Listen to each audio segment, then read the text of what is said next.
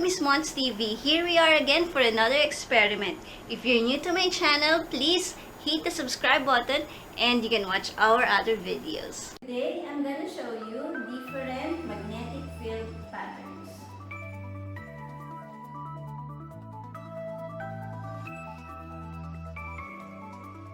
Before we start, we will determine first the direction of the magnetic field using this magnet.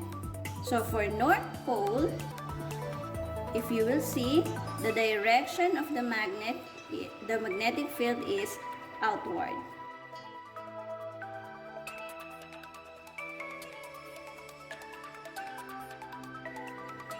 And for the South Pole, the direction of the magnetic field is inward.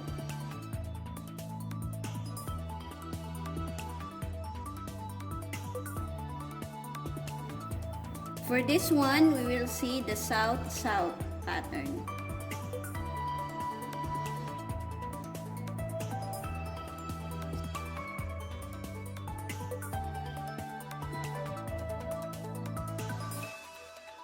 This one is the north-north pattern.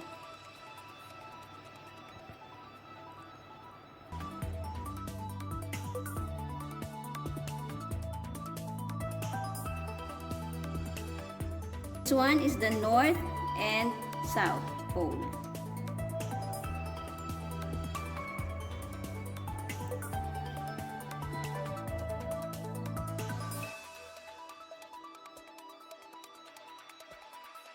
Let's try now the whole bar. This is same pole.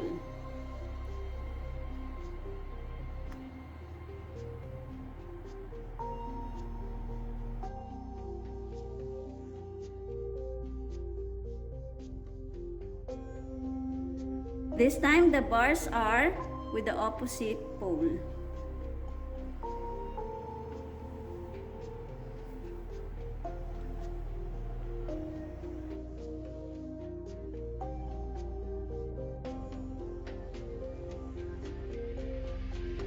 This time, we will see the magnetic field pattern produced in a current carrying wire.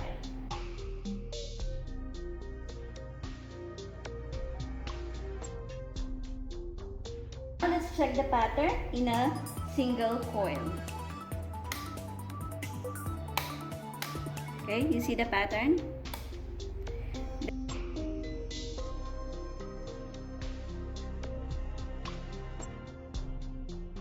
This one is a straight wire. And you see it's forming a pattern.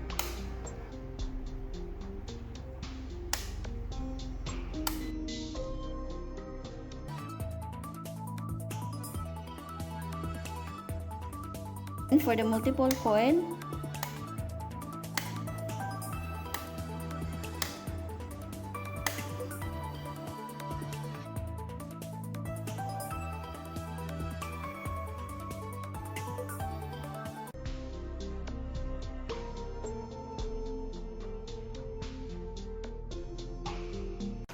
thank you for watching. I hope you learned from the video today. If you like my video, please don't forget to like and share.